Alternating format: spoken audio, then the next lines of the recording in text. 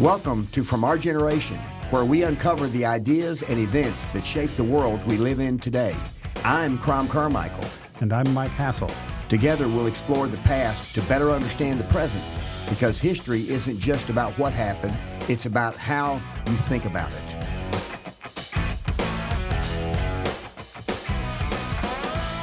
Well, Michael, it is January 16th, a Friday. Good morning. And good morning to you. And we're going to be, our theme for this year is going to be generally looking at issues and trying to understand whether or not they'll have any impact on the midterms. Yes. And then discuss how each party and how the public might be reacting to this. And we're going to be obviously. I'm going to say this for me. I have no clue what ultimately is going to matter in the midterms because things are moving so quickly. And in a way, this is a way of talking about what's going on in the country. Yes. But seen particularly through what has political traction and may shape the way we're perceiving things when it comes time to make our next decisions. Yeah. And let me give you an example of one. Before Christmas, what was the single biggest issue in Washington before Christmas? I believe it was the Epstein files. It certainly was one of the top things in the news. I would not call it one of the biggest issues in the country, but it was made to be so by the media. Right, and the Democrat Party was hammering the Epstein files. And so now then we come back from Christmas, we have the New Year, we have the House subpoena the Clintons to come and testify because now that the pictures have come out, and now that all the hundreds of thousands of documents have been dropped in pictures, and there's a lot of pictures of former President Clinton that the Republicans are saying need to be explained. If other things need to be explained, then these need to be explained. And so and what's going to be interesting is both Bill and Hillary Clinton, former President Clinton and Hillary Clinton, have refused to comply with the subpoenas. Right, they're defying the and so Congress. it looks like that's going to be turned over to the Justice Department for prosecution. And we have in the previous administration, you had Steve Bannon and Peter Vaccaro. Well, anyway, Navarro, I think Navarro. Navarro. Excuse me. Yes, Peter Navarro. Both of them went to prison for not testifying, complying with the subpoenas. Yes, and they had a reason for doing it. Executive privilege. Executive privilege that the they courts, were in the administration. Court said that doesn't matter. Yeah. What's interesting is that that in order to convene a grand jury, it appears that the grand jury would have to be convened in Washington, D.C. And so exactly whether or not you could get a grand jury to formally issue an indictment on former President Bill Clinton and Hillary Clinton is suspect. And it's frankly my hope that the Epstein file now goes in the part of history because it's not relevant to the future of our country. Well, that's right, and I'm just sitting here thinking we might say this is about justice and accountability and all of that. I think it's about trying to find political advantage. It seems to me clear that the left was looking for something to get on Trump. They hoped to find it in the Epstein files. Apparently, they didn't because it's disappeared. Right. But there is some stuff in there about the Clintons, and I think the right would like to use that to discredit the Clintons and by extension the Democratic Party, and that probably won't get a lot of traction. Right. Now the lawsuits by the females who are victims, those will proceed, and that's appropriate, and so that's where the justice, frankly, needs to be. Yes, is for the victims, but the political implications. I think we've now moved on to there are other issues now that now are taking that are now getting the attention of the public and also the news. Well, let's just say briefly what they are. We're going to look into some details, but one is corruption at the state level. Yes, that's a big one. Another one is what's going to follow for healthcare policy. Right. Trump has now put out his 4 pillars of a plan. Yes, which we'll talk a little bit about also that. Foreign policy with regard to Venezuela and Ukraine and Greenland and places like that. Those are big issues. And Iran. Yes, of course. We'll bring in Iran because of and we're looking at Iran from a little bit different perspective than a lot of the way the media is looking at it. What I'm looking at and what I'm following every week now is whether or not Iran is getting rainfall. Because the stories that I read are that Iran is literally Tehran, the city, is within weeks of running out of water. Right. Because there's a reservoir that services that, and it's down to under 10%. And they have underinvested in their physical infrastructure for water and used the money for other things. For 45 years. Yeah. And so the infrastructure has deteriorated to the point now where it's a very arid area of the world. And so the likelihood that they'll get the rainfall that they need is very low. Maybe it does. But if it doesn't, what are the implications of a city of 9 million people all of a sudden not having war and not having water? And by the way, just so that we can kind of and so we'll get into that, and also the protests that are going on in Iran. Then you have Venezuela, you have Cuba, you have other things. Greenland would fall under the there's a movie, Jared Butler came out a few years ago called Greenland, and it's a movie about the end of the Earth type of thing. An asteroid is going to hit the Earth. Really? Yeah, and you mean the physical end of the Earth's going to be destroyed? Well, a big part of it, humanity. That's the premise of the movie. Yeah, premise, and that I think that there's a underground bunker in Greenland. So anyway, and now there's Greenland 2 has come out. So there's a Greenland 2 movie. So anyway, my wife would call that a must miss. Well, when the issue of Greenland came out, and Trump brought up to begin with, this is the thing that amazes me, frankly, about Trump and confounds a lot of people, including me, quite frankly, is that he brought that up, and I'm sitting there saying, what in the world does Greenland have to do with anything? And then the more and more you look at it, and the more and more you understand the implications of Greenland's location and its value, then the more and more you look at it and say, well, this is a strategic question. And then it gets to the question of, aren't we glad that we bought Alaska from Russia? Well, I heard a report this week that the Chinese are building up their presence in the Bering Strait, which is at narrowest point about 50 miles between Asia and Alaska. Okay. And to control that choke point has great naval significance. Yeah. And the context is that they think that routes are going to be opening up in the Arctic, either trade routes or military strategically important routes. And so I think a lot of that thinking is behind what Trump is insisting on about U.S. influence or control of Greenland, that there's going to be a lot of important commercial and military activity up there. Yeah. And Denmark is a small country. and the idea that they can exert the kind of force or influence over that huge landmass in Greenland is improbable. Now you have all of NATO saying, they're in together on this and resisting U.S. takeover.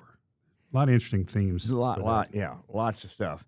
So, and we may come back to that later on, but I've got just kind of a list of things here, and so I'll get your thoughts on this as we go along.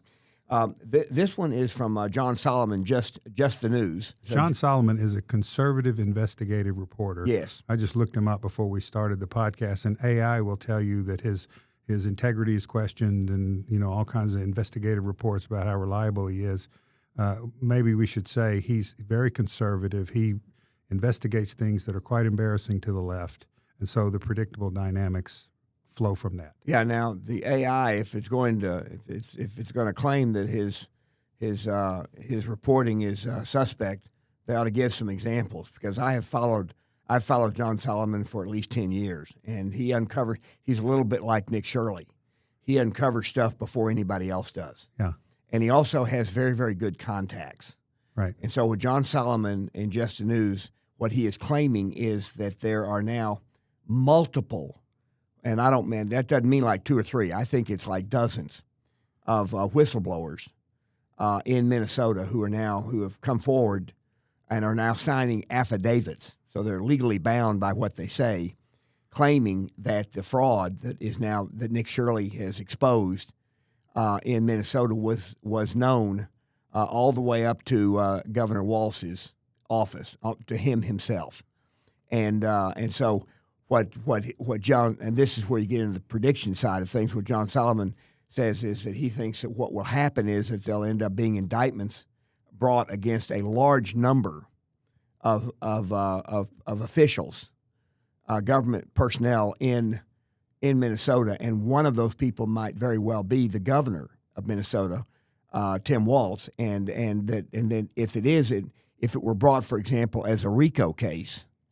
then if you're one of the lower level people, there's a good chance that you would try to plea bargain to provide information so that they can get the big fish. So RICO is racketeering and what does that stand for? Racketeering, influence, corruptions. Yeah.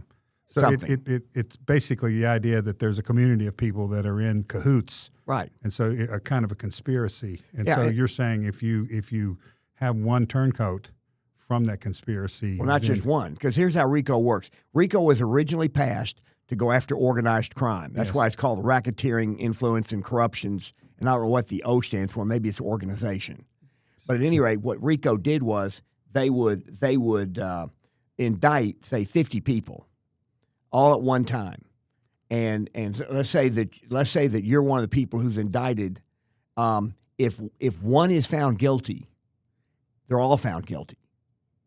And so if you are innocent, then you have a great incentive to turn state's evidence. Now, back in the days of organized crime, turning state's evidence had a lot of risks from the organized criminals. Yes. Who might not want you to testify and took steps to try to make sure that didn't happen. Right. In this case, this would be government officials who are aware that the fraud was going on, and that higher ups were allowing it to happen. In fact, might have been even told to do it. So let's talk a little bit about this, how this works, because this is something that I knew generally about, but not specifically. A lot of these programs like Medicaid, Obamacare, federally supported child care, ride-sharing services, all of these different, there's probably 10 of them, of these different services where the state spends some money and the federal government contributes at least 2 to 1. And but they are all administered at the state level, and this is what's key. That means that a facility is licensed by the state. Its license is reapproved each year by the state.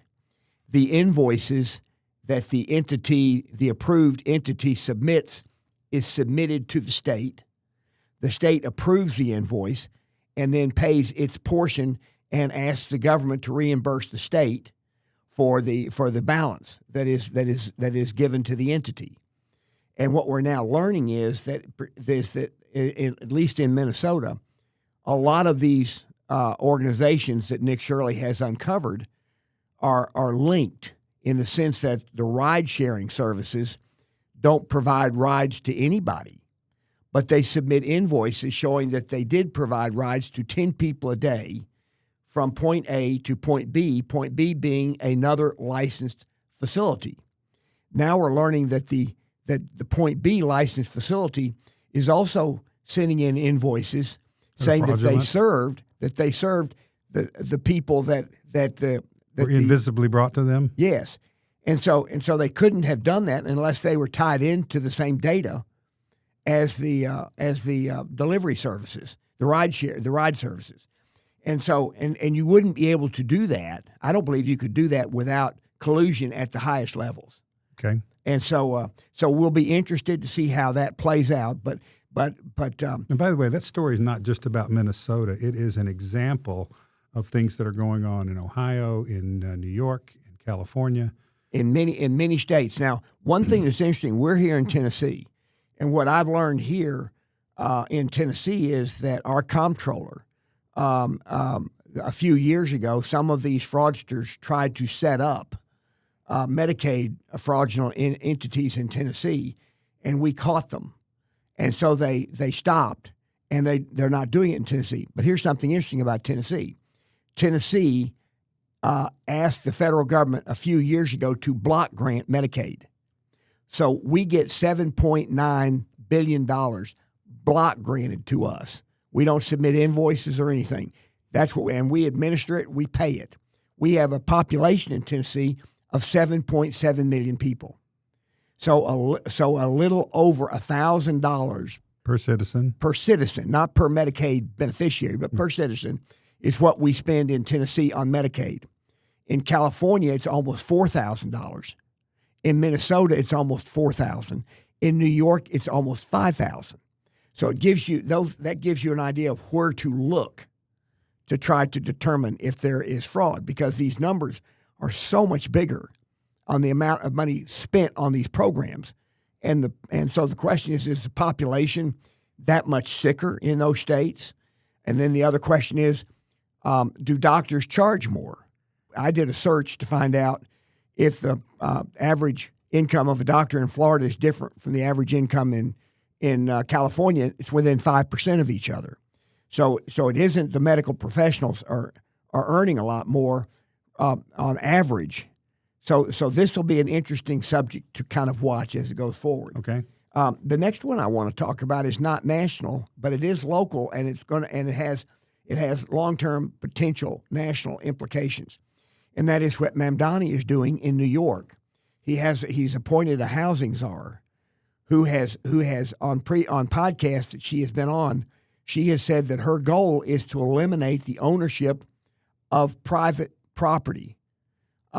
Period. Now, she's starting at the residential level. So not only does she say that it's wrong for landlords to own rental property, she actually is also saying it's wrong for people to own the home they live in. And so she has said it's her goal to change that. Now, to change the dynamic so that she brings the value of property to zero, because she thinks that is fair. Now, that's an incredibly dangerous goal to have. But what she's done is she said we're going to do it in New York, and I hope they try really hard, because it would be a good way to examine whether or not it makes any sense. Let's test it. Yeah. Okay, to test it. But then she says there needs to be national law passed, and that is the part that is scary.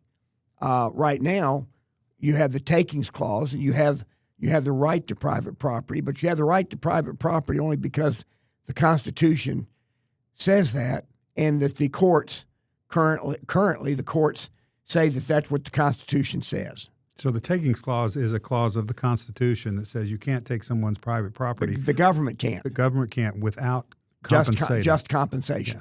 Yeah. That's what it says. Yes. But the definition of just is open to interpretation depending on who is the judge. Well, the definition of what's a taking. Yes. All those argue types about of things. all those things. And so that is an issue in New York that we will watch, because it will unfold this year.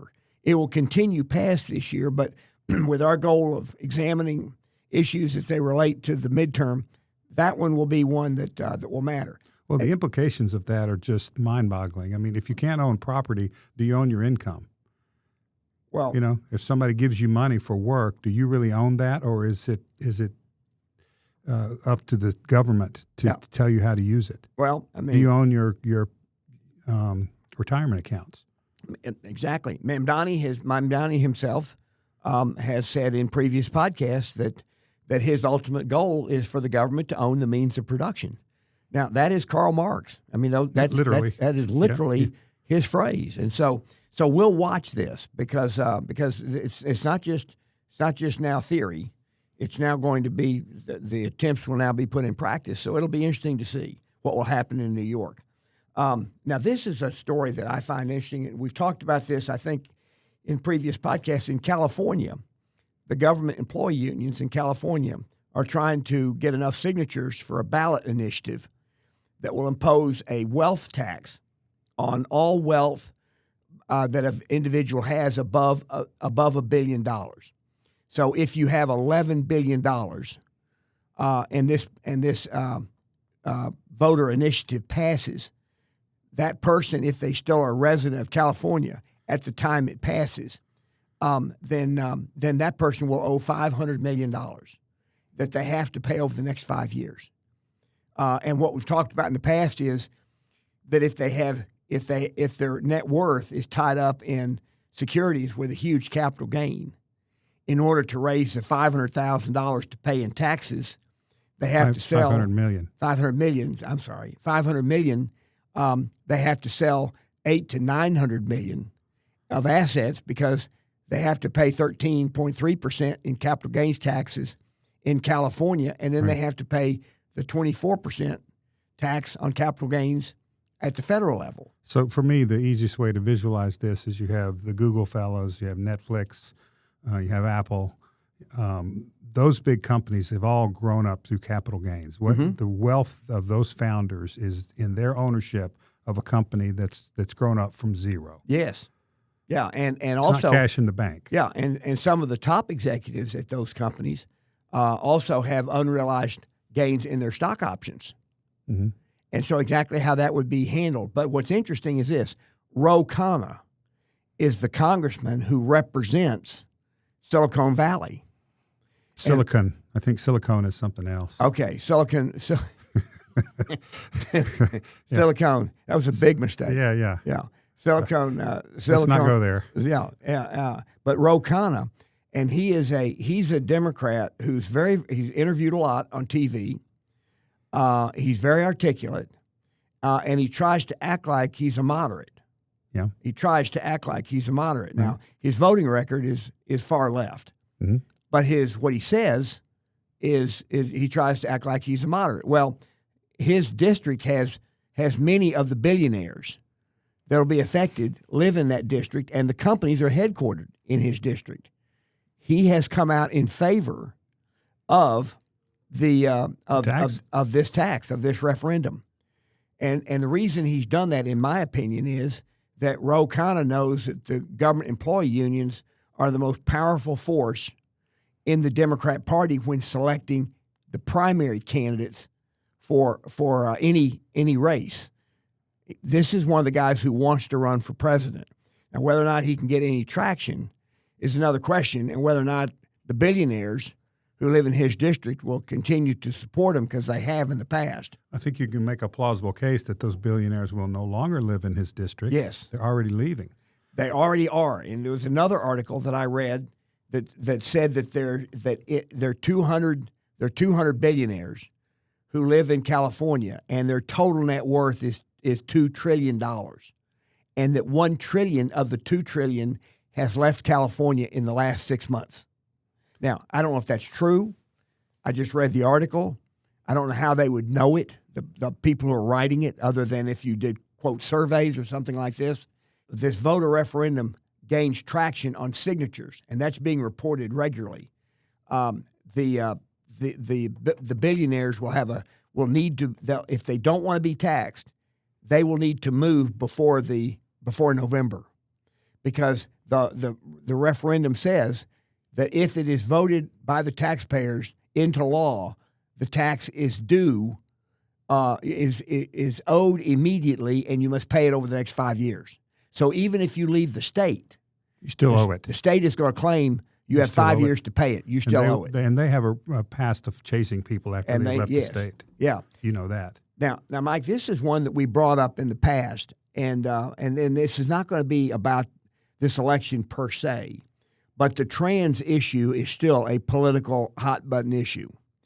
And we now have that there are now people who were transitioned as children, and I'm talking about now surgically, who they might have been young girls in their teens, and they had their breasts cut off. Yes. Or they might be boys, and they had their genital areas changed. Yes. Surgically. Yeah. And so some of these people are now in their 20s and 30s, and have decided that what was done to them was wrong, and they're now suing. And the medical community is claiming, well, your parents signed off on so you can't sue us. And so the court case is going to be whether or not a parent can usurp the rights of a minor, because a minor cannot legally sign a document like this. And I think it'll be a very interesting case, and it is my hope that these people who were, I'm going to use the word mutilated, by surgeons when they were teenagers, or when they were younger, underage, when they were underage, that if they conclude later in life that what was done to them was not in their interests, that I believe that they should be able to sue. Now, once you're an adult, if you sign the papers, then you're not going to be allowed to sue. And so you have at the state level, you have certain states, and Tennessee is one of them, that says medical providers cannot perform these surgeries or even give them chemical drugs and things like this to affect their hormones until they are an adult, till they're 18. Now, then if you're an adult and you choose to do it, make your own choice. Make your own choices. This is so legally complicated because if a child is in this situation, do they sue their parents? Do they sue the doctor? Do they sue the hospital? Do they sue the government? All of that has to be worked out. All those questions. If there's been damage, a tort, I think is what the law calls. You have a liability for harm that you've caused. And so it legally sounds very complicated, but there's context here we should mention. This was argued before the Supreme Court just this week, and the coverage I've seen seems... Well, that was on sports. It's on sports. That was not on... But the point is the coverage seems to be that the Supreme Court is going to verify, going to favor the laws that prohibit boys playing on girls' teams. In other words, transgender rights will be limited. Well, is that right? The way to put it? It's going to be interesting because the court could decide on a civil rights basis, but the court also could decide that this issue is going to be resolved at the state level. Yes, but because this is an Idaho case that is before the courts. Right. So it's the state of Idaho is one of the contestants. Yeah, and I think the question is, can a state outlaw or prohibit biological men playing on girls' teams? Yes. Okay, and it seems the tea leaves seem to say yes, they're going to prohibit that. Well, they're going to prohibit it. Allow the states to prohibit it. So I don't believe the Supreme Court. I'd be astounded if the Supreme Court, on the basis of this lawsuit, now.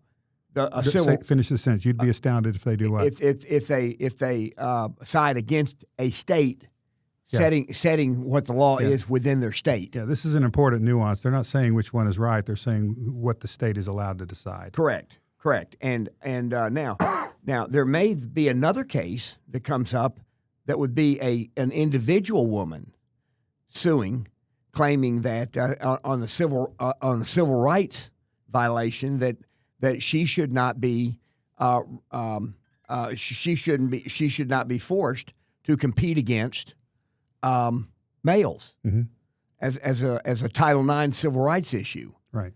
And then it gets into this whole question about what is a male, and I don't know if you saw that back and forth between the doctor and Senator Hawley, where she couldn't define. She wouldn't answer the question whether or not a man can get pregnant. Yes, yeah, and then also in the Supreme Court argument, they were asking, what is a woman for purposes of law, and the lawyer astoundingly said, you don't have to define that. You just have to prohibit discrimination based on your gender or whether you're a woman, some kind of language around on what that. you claim you are. It was just bizarre. Well, and John Roberts said the word's got to mean something. He's the Chief Justice. Right. The word's got to mean something. If you're going to have a rule about it. Well, let me ask you a simple question. If a woman can claim under the law to be a man, because that's what she wants, because that's what she identifies. It identifies, and same thing for a man identifying as a woman. Can a white person identify as a black person? Well, and you would think if genders can identify as the other gender, then a person of one race can identify as another race, because I feel oppressed, and I know that black people are oppressed, and I want to feel oppressed so that I can feel how they feel. Do you remember when Clinton became president and some people claimed he was the first black president? Right. You remember that? Yeah. Yeah. Now, that was I think they exactly had some kind of cultural idea in mind. He was sensitive to their needs and, right. and resonated with their points of view and things like that. Right. But so at any rate, these cases, they're as a guy who's 77 years old, if you'd asked me 20 years ago if these would be cases, I wouldn't have thought so, but I would have been wrong, because here they are. The next one I want to cover, let's move to foreign policy here. You have Maduro, who is now in custody, and you have Trump, who at this point, and the one thing about Trump that that I have learned by observation is that what he says and what he does on a particular issue, he has a goal in mind, and exactly how he's going to get there sometimes has a lot of nuance in it. So he might say something like he says, I'm really good friends with so-and-so, and I had a really good conversation. Well, that doesn't necessarily mean that they're buddies and that nothing is going to happen. I once ran a division of a company whose CEO was very erratic. And it really was a tactic that he used to keep his adversaries, his competitors, lawyers, anybody that was not aligned with his interest, to keep them off balance, to keep them back-footed. Yeah, well, and it was effective. I think that is well said. And I think Trump is very purposeful about doing that. But what I am puzzled by, and I don't mean I'm truly just trying to understand it, is that deposing Maduro was an important step because Maduro was operating essentially a criminal organization as a dictator of a country. And Trump has said, and I agree with them, that the Chinese were in Venezuela, the Russians are in there. Many of our adversaries are setting up in Venezuela, and it's going to harm our interests throughout our whole hemisphere. And that he wasn't, and Trump was not going to allow that. And they were using the oil to fund their, what shall we say, their criminal operations endeavors in Ukraine and elsewhere. Iran similarly using it as a source of funds and as a base of operations to expand then their the narco business and all kinds of other things. But so deposing Maduro was deposing one person. Right. And so the rest of the government was still there. The rest of the people who were running the corrupt operations were still there. But the question is, were they running that because they would have been killed by Maduro had they not done it, or can they be worked with? Right. And the answer to that is unknown. You had the people who won the election, I guess about 18 months ago.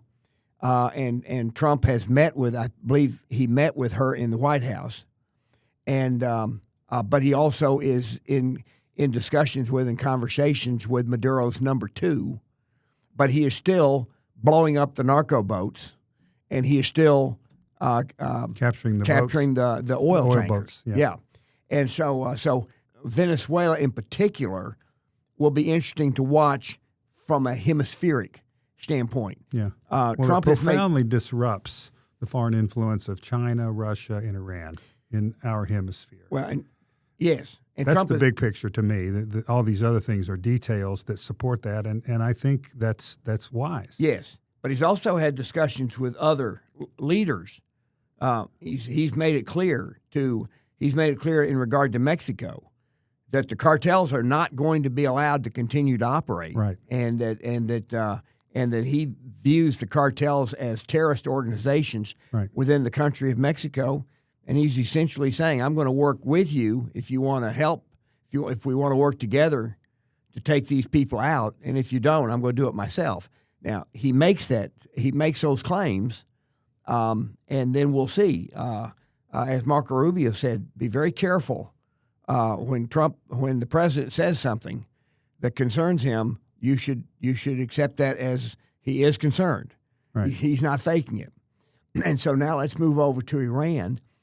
The issue in Iran, you've got these protests that are going on where apparently thousands of protesters are being killed.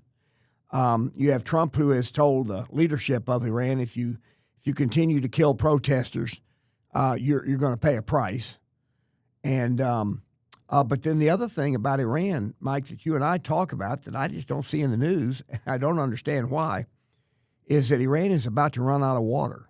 Tehran is their capital, has a population of 9 million people, and the reports I read is that if Iran doesn't get an unusually large amount of rain in the next few weeks, that Tehran will run out of water. There won't be water to drink. And the farmers in Iran will not have water for their farms. And the reason for this is that when the Ayatollah took over in 1979 for 45 years, the government of Iran has not kept the infrastructure of all of their aqueducts and of the ways that they supply water into their reservoirs has deteriorated to the point where they don't work anymore. Well, they've invested in other things, shall we say? Yeah. And so we'll keep watching Iran from both a protest, but I think these protests, a lot of it's economic, but a lot of it is also, I think, is going to end up being water related.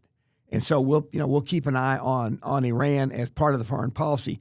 And the last foreign policy issue that looks like it's actually a real deal is Greenland. And there's a couple of ironies that are interesting. It wasn't that long ago that the Democrat Party had their No Kings rally, and now they are endorsing the position that the King of Denmark is taking in regard to Greenland. Now, I've done some studying on this, and the indigenous population of Greenland is actually by far the largest part of the population in Greenland today. The indigenous people. The indigenous people who are related to the indigenous population of Alaska. The Inuit. The Inuit, yeah. And so they have the percentage of Greenland's population that's Inuit is much larger than the European population. Yeah. And so it's interesting that the left, for lack of a better term, is supporting the King of Denmark's position after having saying that no, there shall be no kings. I just find that part to be humorous. Well, it seems clear to me that Denmark is a relatively small country to have the population-wise. Well, economically, it's nowhere near what geographically it's big. That's what I'm saying. When you said a small country, Denmark. I'm not talking about Greenland. I'm talking about Denmark. Yeah, it's small, and it does not have the size or resources to really control Greenland. Correct. Or to protect it, or to even protect it. That's what I mean. Yeah. And so NATO is now making noise, but they're in on this. Germany sent planes to make a show of their protecting Greenland from encroachment by the United States. I think the larger issue is this is becoming strategically very important for access to the Arctic, which is expected as it warms to develop trade routes, commercial routes, but also military significance. And Denmark is probably not going to be a strong partner in helping us defend ourselves from bad actors in those military and commercial areas. And the population of Greenland itself is only 60,000 people. Yeah. And so when Greenland was brought up for the very first time by President Trump, I didn't have any understanding at all as to whether or not it mattered. But the more you study the things that you're talking about here, the more apparent it is, because the Russians and the Chinese are very involved in that area of the world now. I've read just this past week that China is building up its presence in the Bering Strait, which is the distance between Russia and Alaska. It's about 50 miles at its narrowest point. Okay. But it's a choke point, kind of like the Straits of Hormuz that the oil tankers have to go through, and it's right by Yemen and Somalia and some locations for other bad actors that can shoot at the boats. Mm-hmm. Well, if you have a choke point north-south from the Pacific Ocean into the Arctic there in the Bering Strait, it's strategically very important.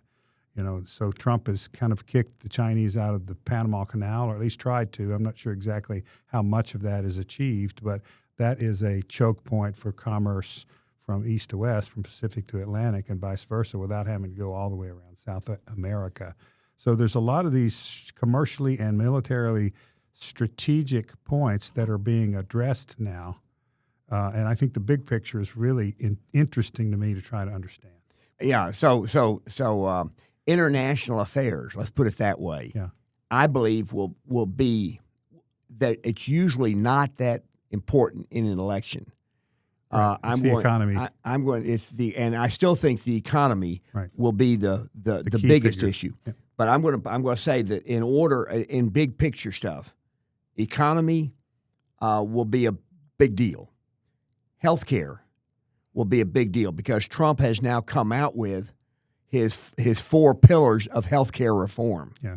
And those 4 pillars are he's calling on Congress to act, and what he's doing is he wants Congress to say that that pharmaceutical companies cannot charge more for their products in the U.S. than they sell their products for in any other developed country. And in fact, I was with a person yesterday who we were talking about this, and she said that she has to buy eye drops that cost her $500 a bottle. In Europe, they're $25. Same thing. Mm. And so I think that it's pharmaceutical related. It is expansion of HSAs, health savings accounts. Yeah. That Which instead are of the private money belongs to you. Instead of the money going to premiums, it'll go to HSAs. Price transparency to pay in full. Now, I think I saw price transparency that all providers have to publish their price. I don't know if that's their cash price or their reimbursement price from the insurance companies. I am hoping it is the cash price. Just elaborate on that a little bit, because there's a vast difference between the published price, the reimbursement price. I just got an explanation of benefits the other day, and the doctor billed $600. The payer paid like $100, and I'm on the hook for $20 or something like that. Yeah. It's all a big pretend game. The prices are not accurate. Yeah. So let's break that down. What you have is you have 3 different prices for any particular procedure in healthcare. You have the retail price that the providers claim is their retail price. Okay, that is generally negotiated with the insurance companies as the retail price, from which the discount that the insurance companies then negotiate is taken. The discount comes from the retail price. Yeah, and the discounts are well over 50, 60, 70%. Sometimes 80 or 90. They can be huge. So you might have a doctor visit where they claim that the retail price was $250. And that the insurance company negotiated down to $150, and so the $100 evaporates. The first $100 evaporates. Right. But then if you talk to the doctor and said, well, if somebody paid you in full, just paid you, would you charge less than $150? And the answer is yes. And generally, the price is about half of the reimbursed price. 75 in this case. So in this case, it would be 75. And you've actually done this. We probably don't need to go through the story again, because we've told it. I've done it 3 or 4 times. Yeah. And in every occasion, and the one that stood out the most was my last colonoscopy when I was 64. I paid $1,200 and paid in full to cash. the doctor by credit card. Okay. And the doctor then paid the anesthesiologist and paid the facility and kept the balance for himself. Okay. My son was coming home from college and mentioned that he had some blood the last time he had a poop in a stool, yeah. In a stool, and that he has an uncle who had passed away from colon cancer in his 40s. So I called my doctor and I said he's only 20, but should he have a colonoscopy to take the risk off the table of him having colon cancer? He said, given the family history, the answer is yes. And I said, well, he's on a college insurance program, so we're going to run it through insurance.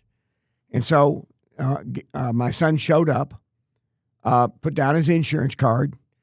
The same doctor who did the procedure for me 2 months earlier for $1,200 performed the procedure. I get the EOB, explanation of benefits, because it was mailed to our house because that's his residence. Right. The retail price was $11,000. The insurance company paid $6,600. And you paid $1,200. I paid $1,200. Yeah. And so think about this: you pay a giant premium to an insurance company that then negotiates a price that is many times 3 times as much as if you just paid it. And so this is going to be the biggest economic issue over the next 2 years.